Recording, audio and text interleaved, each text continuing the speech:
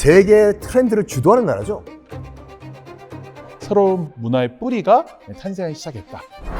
우리가 알고 있는 시점보다 훨씬 이전에 즐기고 있었다라고 우리가 예상해 볼 수가 있습니다.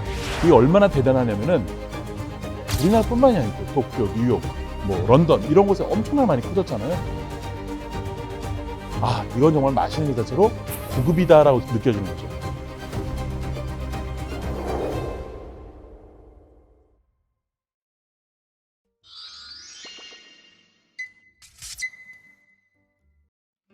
네, 여러분 안녕하십니까. 역사 스토리텔러 썬김 인사드리겠습니다. 선생님 안녕하십니까. 안녕하세요.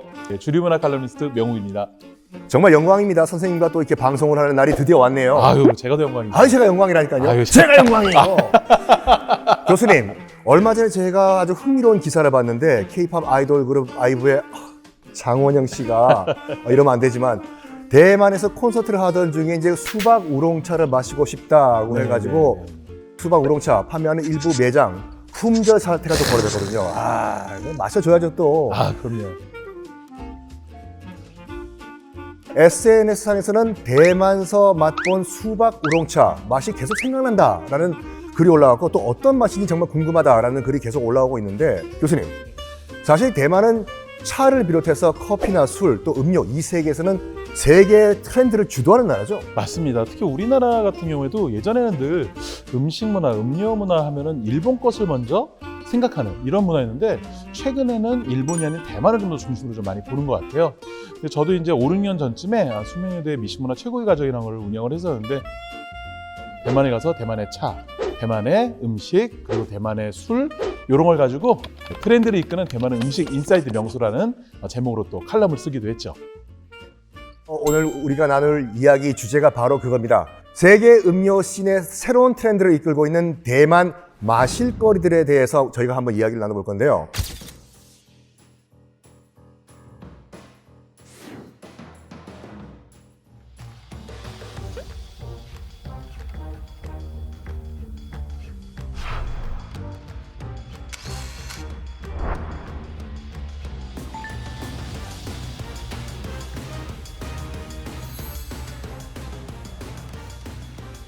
자, 앞서 이야기한 요즘 화제가 된 수박 우롱차는 대만의 쩐주단이라는 프랜차이즈의 여름 메뉴라고 하는데 이 쩐주가 이제 우리말로 하면 이제 진주를 말한다고 하죠. 이 진주가 들어간 다양한 차 음료, 쩐주 나이차가 바로 우리에게 또 알려져 있는 그런 버블티가 되는 거죠. 이 버블티가 굉장히 유행을 하게 되면서 실은 우리나라뿐만이 아니고 도쿄, 뉴욕, 뭐 런던 이런 곳에 엄청나게 많이 커졌잖아요. 저는 갑자기 이게 생긴 이 계기가 굉장히 또 궁금합니다. 그래서 썬킴 쌤이 그런 거 아시면 좀 알려주셨으면 좋겠어요. 일단 뭐 최대한 한번 말씀을 드리겠습니다. 이 대만 음료 시장에 이제 버블 홍차, 파워모 홍차가 처음 등장한 것은 1980년대예요. 그때는 이제 지금처럼 그 타피오카 펄이 들어간 버전이 아니라 얼음을 넣고 흔들어서 이제 거품이 생기는 그런 버전이었다고 하는데 그러다가 1980년대 말 우리가 아는 현재의 버블티가 등장했다고 합니다. 이 버블티 원조인 춘수당 그 직원 회의 중에 대만의 떡빙수인 펀위엔을 가지고 있던 한 제품 개발자가 이 달짝지근한 타피오카 알갱이를 차가운 아쌈차에 넣어 마시는 일종의 기행을 펼쳤어요. 약간 콜라에 밥 말아 먹는 것처럼요. 근데 그걸 맛본 직원들이 우와! 진짜 맛있다! 호평을 받으면서 이제 판매가 된 거죠. 그러면서 대중적으로 히트를 치면서 가게 대표 효자 메뉴가 됐다고 합니다. 그래서 버블티 원조인 춘수당의 본점이 이 타이중에 있더라고요. 아시다시피 타이베이 제일 위에 있고 타이중 가운데 있고 타이난 이 세 개로 큰 도시로 나눠져 있지 않습니까? 중부 지역이 있는데 굉장히 특이한 게 뭐냐면은 대만 중부부터 남부까지 큰 산이 두 개가 있습니다. 네. 설산하고 옥산인데 이게 높이가 옥산은 3,952m, 설산은 3,886m예요. 이게 얼마나 대단하냐면은 한라산의 2배. 그렇죠. 네, 그렇죠. 그리고 후지산보다 100m가 더 높습니다. 100m 이상. 그러니까 동북아에서 제일 높은 산인데 그것이 불과 우리나라 면적의 3분의 1도 안 되는 이 지역의 가운데 지역으로 300m 쫙 있다 보니까 뭐 기가 막힌 절경을 또 가지고 있는 또 아름다운 자연을 가지고 있는 것이 또 타이중 지역보다 남부까지 이어진다 이렇게 볼 수 있을 것 같아요. 그러다 보니까 이 중부 지역은 뭐가 유명하냐? 고산차의 또 주산지기도 합니다. 옥산이나 이 설산에서 이어지는 대표적인 산 중에 하나가 또 아리산이라는 산입니다. 이 산만 하더라도 최고봉이 2663m로 거의 백두산에 가까운데 요 산 주변에서 또 그렇게 또 우롱차를 또 재배를 많이 하죠. 고산지대에서 자란 그 차의 품질과 맛이 특별한 이유가 있겠죠. 그렇죠. 여러 가지가 있습니다. 일단 기후입니다. 이게 낮가발 기온차 크다 보면은 차가 너무 빨리 성장하기보다는 굉장히 천천히 성장합니다. 그래서 그 안에 향미 성분을 응축하고요. 여기에 또 안개와 운무가 잘 낍니다. 로맨틱하네요. 맞아요. 네. 그게 또 직사광선을 막아줘요. 그러다 보니까 차잎 자체가 더 부드러워집니다. 그러니까 무엇보다도 아마 산을 좋아하시는 분은 아실 거예요. 위로 올라가면 올라갈수록 벌레가 적습니다. 그렇죠. 네, 벌레가 적다는 뜻은 해충이 적다. 유기농으로도 재배하기도 쉬운 환경이 되는 거예요. 자연적으로. 그러니까 이런 여러 가지 부분들이 하나가 되어서 고산지대 차 자체가 유명해진 것이죠. 그 안에도 또 초록잎 벌레라고 있어요. 차잎을 갉아먹는데 이걸 통해서 또 효소로 발효시킨 동방미인차라는 차가 있는데 이 차의 귀분이라 불리는 굉장히 유명한 우롱차죠. 이건 정말 마시는 것 자체로 고급이다라고 느껴지는 거죠. 자연 속에서 발생하는 이 일로 특별한 향이 나오는데 제가 느낌이 뭐냐면은 약간 우리가 진주가 자신의 상처를 이 아물게 하기 위해서 계속 분비물을 내고 그 분비물이 굳은 것이 진주라고 하지 않습니까? 그렇죠. 맞습니다. 네, 우롱차의 진주다. 한마디로 다 네. 정리가 되네요. 네. 우롱차의 진주다. 맞습니다. 예.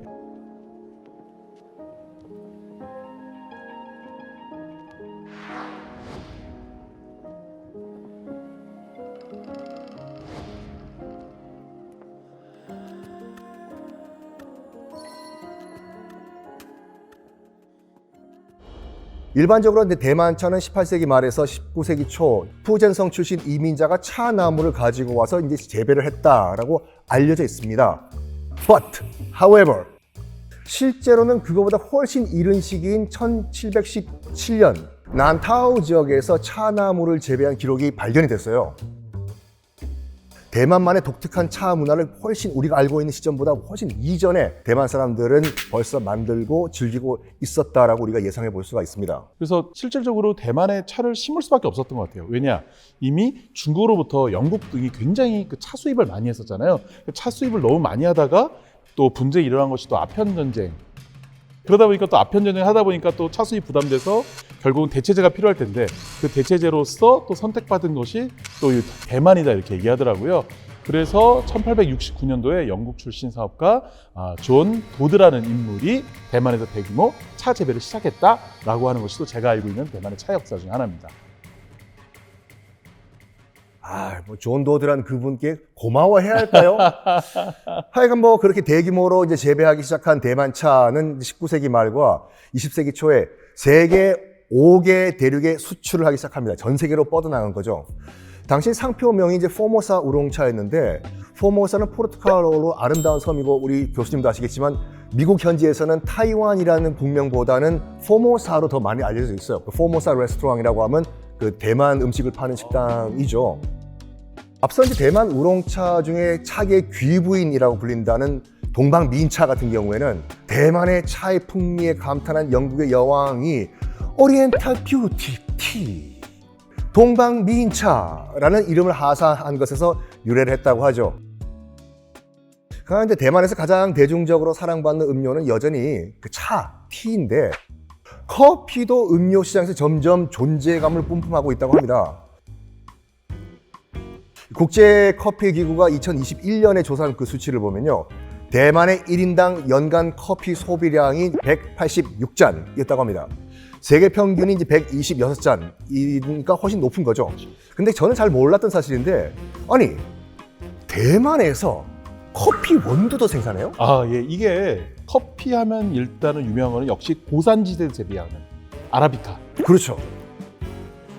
중부의 우롱차로 유명했던 저 아리산 고산지대.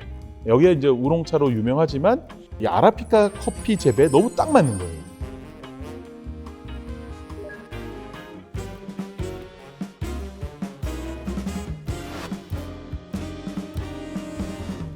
그래서 차와 커피의 명산지로서 요 아리산이 또 유명해져 가고 있죠. 그래서 130년을 넘는 역사 속에서 새로운 문화의 뿌리가 탄생하기 시작했다. 그리고 그 중심에는 대만이 고산지대, 안개, 그리고 그 대만의 자연환경이 있다라고 좀 말씀드릴 수 있을 것 같아요. 대만 분들은 정말 자기의 조국 대만에 대해서 프라이드를 좀 가지셔야 될 것 같습니다. 그럼요. 예. 대만의 커피숍이 많아진 터닝 포인트를 1998년 미국 프랜차이즈 커피가 대만에 오픈한 것이다라고 대만 사람들은 말을 하고 있습니다. 사실 대만 커피의 역사는 그보다 훨씬 전으로 거슬러 올라갈 것으로 추측이 돼요. 영국의 차 회사를 통해 대만으로 이제 커피 나무 100그루가 들어갔다. 현재 그 산샤라는 지역에서 재배를 했다라는 그 썰이 있기도 하고,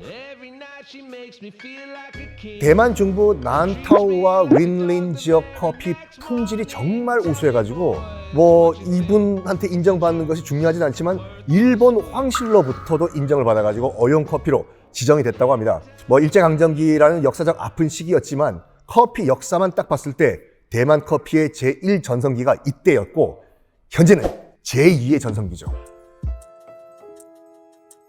현재 대만에서 2023년도 기준으로 음료 전문점 수가 약 16,000개 정도 있다고 합니다. 16,000개요? 16,000개.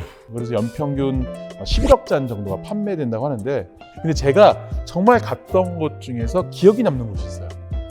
삼경 취향이라는 곳인데 아늑하고 굉장히 미니멀리스트한 공간이에요. 자연광과 유입, 그리고 곡선벽과 목재로 되어 있는 그런 카페였어요. 근데 여기가 특징이 뭐냐? 여기는 숯불로 데운 것입니다. 차를 고르고 물을 끓이고 차차를 데우고 하는 그 전체 과정 자체가 하나의 의식으로 느껴지고, 이 속도보다 깊이가 중요하다. 그리고 결과보다 과정이 중요하다라는 요 철학이 그대로 느껴지더라고요. 계약을 할 때든지 네. 프로포즈를 할 때든지 여기 가야 되겠네요. 여기서 어떻게 노를 해요? 아. Will you marry me? 이 불멍 보라고 숯불.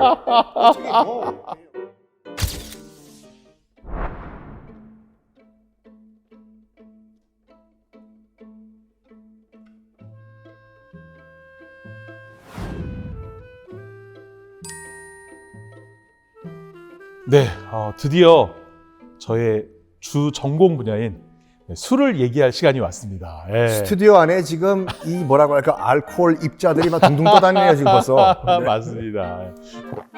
최근에 이제 그 대한민국의 주류 매니아들의 이 마음을 이끈 거는 실은 요 위스키입니다.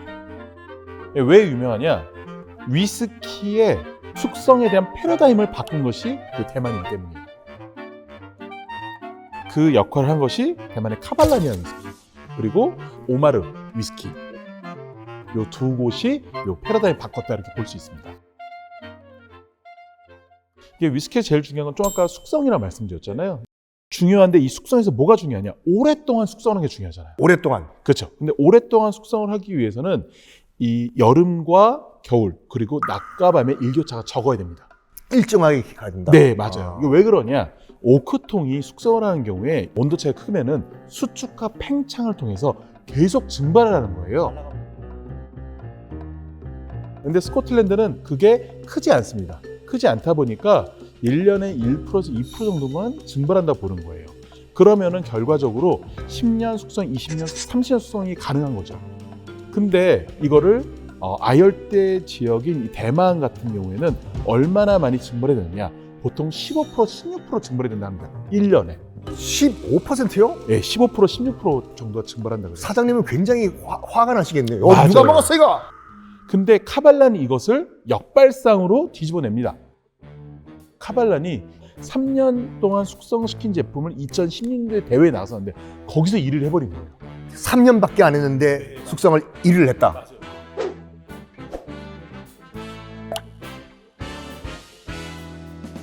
네, 그러니까 뭐냐, 수많은 위스키 애호가들이 도대체 아열대 지구에서 숙성하는 그 위스키 맛은 어떤 것이냐, 어떻길래 3년 숙성한 것이 10년 숙성한 것보다 더 맛이 풍부하게 날 수 있냐, 이거에 너무 관심을 갖게 되고 이걸로 전 세계가 주목을 하게 되면서 대만 위스키에 대한 위스키 숙성에 대한 관심도 확 높아집니다. 요건 뭔가요, 근데요? 요건 뭐냐면은 북부에 있는 건 카발란이고 중부 쪽에 있는 게 오마르 위스키라고 있어요. 오마르 싱글 몰트 위스키라는 제품이고요. 싱글 몰트요. 네, 싱글도 아마 아실 거예요. 싱글은 단독 증류소. 그렇죠.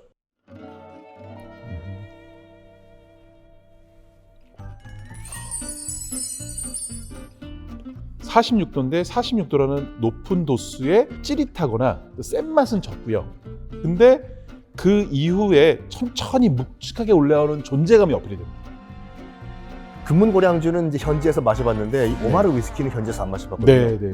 분위기가 굉장히 큰 영향을 미쳐요. 아, 맞습니다. 이 특히 오마르 위스키 같은 경우에는 그 증류소 자체가 거의 정말 산속에 있어요.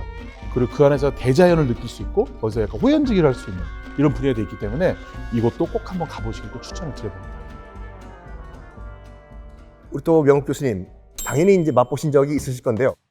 금문고량주의 맛과 향, 특징을 좀 소개를 해주신다면요? 금문고량주 같은 경우는 청향이라 그래서 청하고 심플한 향입니다. 그 안에서 억제된 매력이 있어요. 이게 제가 이제 타이완인지 이제 그 여행 가면은 아침부터 술을 마셔요. 이렇게 고량주를. 근데 취하지 않아. 취하긴 취하는데 아침 먹으면서 이제 우육탕면이랑 이거 한 잔 마시죠. 나오면 깨요. 하루에 3번 마실 수가 있어요. 빨리 취하고 빨리 깨고. 이게 또 특이한 게 뭐냐면은 동굴에서 숙성을 해요. 이 제품 같은 경우에는 화강암 동굴인데 이곳이 원래 군사 대피소로 만들었던 곳이에요. 그러니까 수많은 폭탄들이 날라왔잖아요. 그걸 피할 수 있는 공간. 그러니까 어떻게 보면은 전쟁의 역사를 그대로 품고 있는 슬픔과 또 지켜낸 승리의 역사. 이 모든 것이 담긴 것이 이 금문고량주의 스토리가 아닌가 그렇게 생각이 듭니다. 그러니까 금문도 같은 경우에는 지도를 보시면 알겠지만 그 샤먼이라고 하는 중국 복건성 항구 도시 바로 앞에 있거든요. 그래서 이 금문도만큼은 반드시 차지하자. 이것만큼 반드시 점령해야 된다. 라고 하면서 수많은 이제 포탄을 날린 거죠.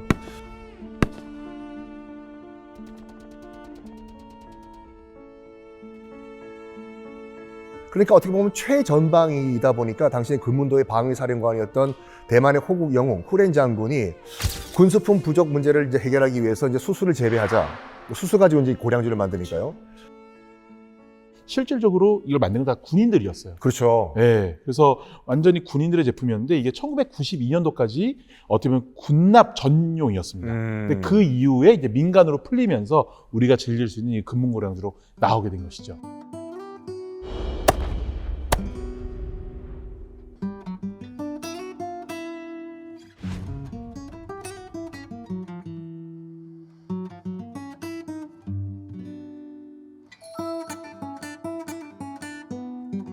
역시나 그랬듯이 대만은 또 술 그 자체를 즐기는 다양한 스타일의 칵테일을 또 만들면서 트렌드를 선도한다고 하는데 처음 대만에서 위스키나 고량주를 차와 조합한 칵테일을 접했을 때 굉장히 신선하다 생각이 들었습니다. 명욱 교수님은 정말 이 분야의 또 전문가시니까 앞으로 꼭 마셔보고 싶다라고 하는 대만의 티, 칵테일 뭐가 있을까요? 저는 오마르 위스키와 동방미인을 결합한 우롱 위스키 시원하게 해서 탄산 좀 넣어서 여름에 꼴딱꼴딱 한번 마셔보고 싶은 것이 제 또 희망사항입니다. 금상첨화가 따라오고 기가 막힐 겁니다. 네. 지금까지 음료 이 세계에서 트렌드를 주도하는 대만의 다양한 마실거리에 대해서 저희가 이야기를 나눠봤습니다. 우리가 잘 알고 있다라고 착각을 하지만 의외로 모르는 나라들이 있습니다. 그 중에 한 나라가 대만, 타이완이라고 생각을 하거든요. 그러니까 동아시아의 모든 문화와 역사가 다 섞여 있는 그런 보석 같은 곳이라고 생각해요. 너무 아름답습니다.